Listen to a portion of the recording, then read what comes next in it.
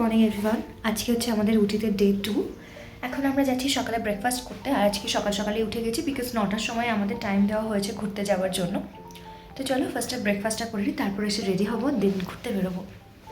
সকালের ব্রেকফাস্টটা এই দিন ময়ূরা সুদর্শন থেকেই করে নিয়েছিলাম। আমি নিয়ে নিয়েছিলাম এখানে ব্রেড অমলেট, আর শুভ নিয়ে নিয়েছিল ধোসা। তো খাওয়া দাওয়া কমপ্লিট করে এই যে আমরা একেবারে পুরোপুরি রেডি হয়ে গেছি। আর অন্যদিকে আমাদের গাড়িও চলে এসেছিলো। আজকে একটু দূরে দূরে ঘোরার, মেন প্লেসগুলো ঘোরার আছে। দেখা যাক কতটা কি কভার করতে পারি। কি দারুণ দেখো এই ভিউগুলো, বাবারে কি হাওয়া, আকাশটা কি দারুণ লাগছে দেখো না।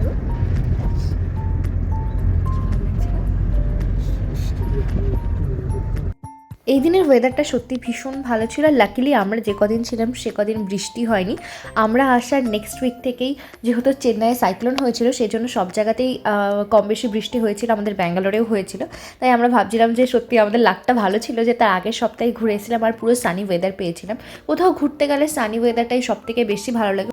এর আগে যখন কোডাইকানাল গেছিলাম তখন আমরা একটু ঝিরঝিরে বৃষ্টি পেয়েছিলাম, কিন্তু উটিতে এক ফোঁটা বৃষ্টিও কিন্তু আমরা পাইনি। তো দেখো কথা বলতে বলতে আমাদের ফার্স্ট যে লোকেশনটায় ঘোরা ছিল সেখানে চলে এলাম। এটা ছিল পাইন ফরেস্ট। এখানকার এন্ট্রি টিকিট ছিল per person 30 rupees. Still camera থাকলে 30 রুপিস, আর ভিডিও ক্যামেরা থাকলে 100 রুপিস চার্জেস। তো আমাদের কাছে যেহেতু স্টিল ক্যামেরা ছিল তাই আমরা টোটাল 90 রুপিস পে করেছিলাম। করার পরে আমরা ঢুকে গেলাম পাইন ফরেস্টে। পাইন ফরেস্টে নামার রাস্তাটা ছিল সত্যি ভীষণ এবড় খাবড়। আর পাইন ফরেস্টের যে পাইন গাছের শিকড়গুলো বেশি ছড়িয়ে ছিটিয়ে থাকার জন্য আরও বেশি পায়ে পায়ে বাজছিল। সবথেকে ভয় ছিল এখানে বানরগুলো খুব পায়ে পায়ে দৌড়াচ্ছিল। আর সবথেকে বেশি বানরের একটা জিনিস খুব ভয় লাগে, সেটা হচ্ছে হাতের যে কোনো জিনিস ওরা টেনে নিয়ে চলে যায়। তো তার জন্য যেদিকে বানর আছে আমি একটু দূরে সরে গিয়ে অন্য সাইডটায় গেলাম। এখন আমরা আছি পাইন ফরেস্টে। তোমার চুলটা এখানে এরকম হয়ে গেছে কেন?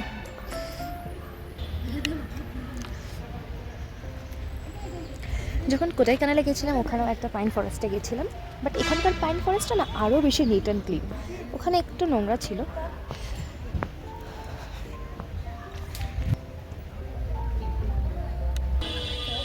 ওকে, সামনে একটা খুব বড় লেক আছে।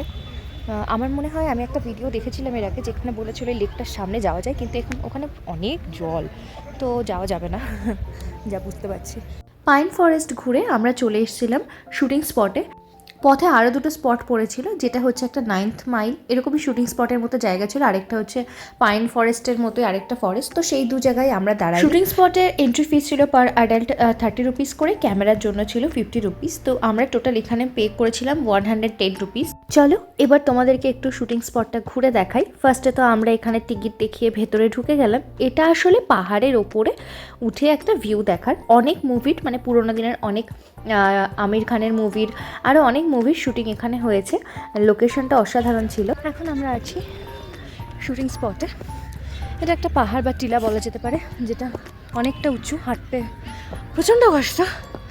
আমি জাস্ট হাফ এসছি, এখনও অর্ধেকটা বাকি আছে যাওয়া। পাহাড় দেখলে তো দূর থেকে মনে হয় এই বুঝে ছুটে একেবারে ইজিলি উঠে যেতে পারবো, কিন্তু অ্যাকচুয়ালি ওঠার সময় বোঝা যায় যে কতটা কষ্ট।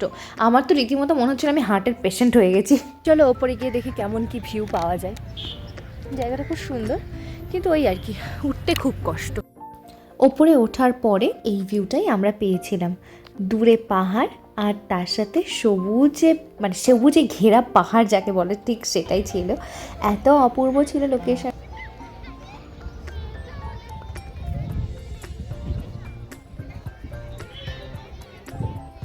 শুটিং স্পট থেকে বেরিয়ে আমরা চলে যাচ্ছি আমাদের নেক্সট ডেস্টিনেশনের দিকে।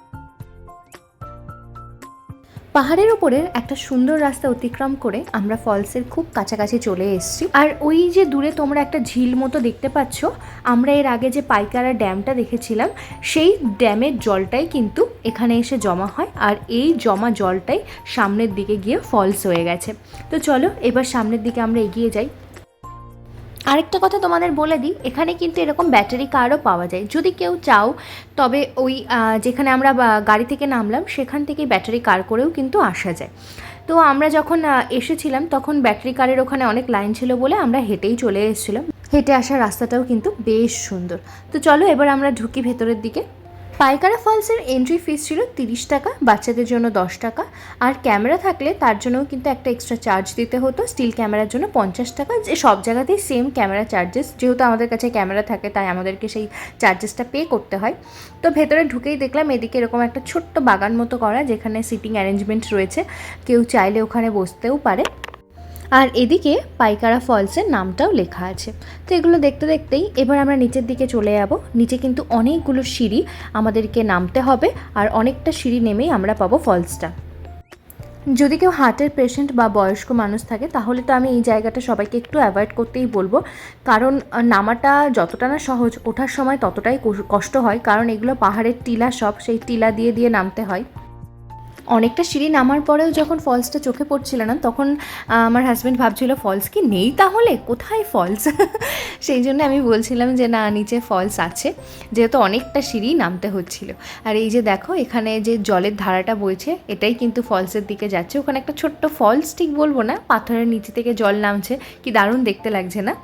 তো চলো এবারে আমরা সামনের দিকে আরও এগিয়ে যাই।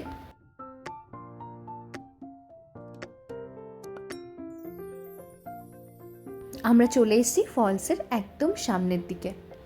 তোমরাও একটু ভিউটাকে এনজয় করো।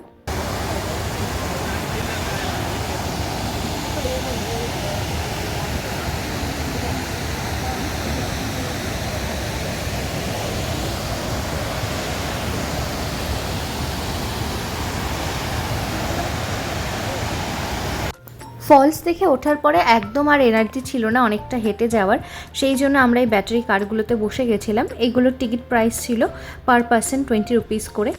আর লাকিলি আমরা যখন এসেছিলাম ওপরে তখনই ব্যাটারি কারটা সদ্য এলো, সেজন্য একদমই লাইনে দাঁড়াতে হয়েছিল না, ইজিলি আমরা উঠে গেছিলাম।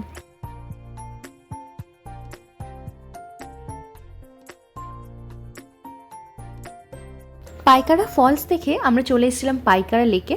এটা উটির সবথেকে বড় একটা লেক, আর এখানে কিন্তু স্পিড বোট রাইড আর অনেক রকমের রাইড নেওয়া যায়, কিন্তু আমাদের হাতে অত সময় ছিল না বলে আমরা রাইড নিতে পারি না। সেদিনকে অনেক রোদ ছিল, সেজন্য ভাবলাম এত রোদে রাইড নিতে গেলেও বেশ খানিকক্ষণ সময় চলে যাবে, সেজন্য আমরা। আর ওখানে প্রচুর বানরও ছিল, তার জন্য আমি খুব একটা সময় ওখানে থাকিও নি, কারণ বানরগুলো না একটু দুষ্টু হয়।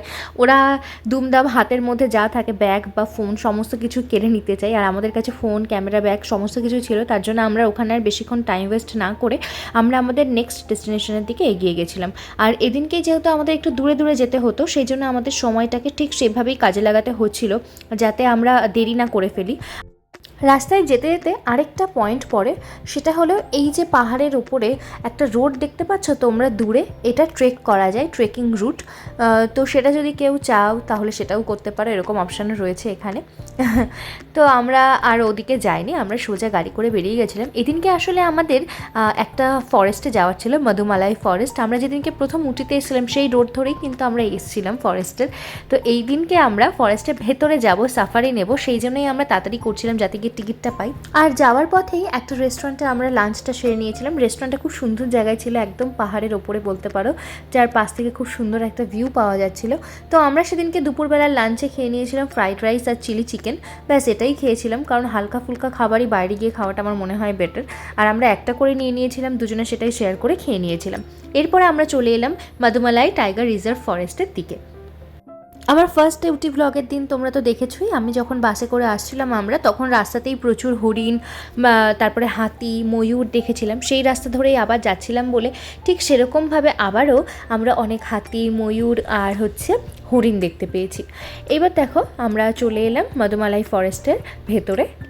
আমাদের যিনি ড্রাইভার ছিলেন তিনি বলছিলেন যে আগে থেকে মধুমালাই ফরেস্টের সাফারির জন্য টিকিট বুকিং করতে হয়, না হলে পরে পাওয়া যায় না।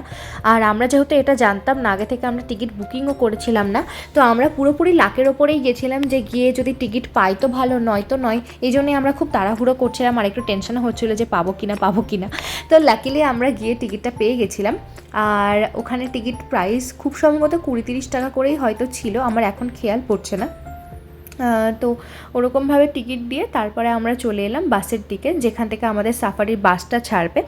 ওখানে অপশান থেকে বাসের আর জিপের, কিন্তু আমরা দুজন মানুষ আর জিপ নিয়ে একটু ভয় তো করে, যেহেতু জঙ্গলের ভেতরে যাব, কিছু না থাকুক তবুও ভয় করে। আর যেহেতু এটা টাইগার রিজার্ভ, কোথা থেকে কী চলে আসবে বলা তো যায় না, এর জন্য আমরা সেফ সাইডে থাকার জন্য আমরা বাসের টিকিটই আর কি করে নিয়েছিলাম। যেহেতু ফরেস্টের ভেতরে কোনো পাকা রাস্তা নেই, মাটির রাস্তায়, সেজন্য বাসে প্রচণ্ড পরিমাণে ঝাঁকুনি হচ্ছিল। আর রাস্তাগুলো ছিল ভীষণ ন্যারো।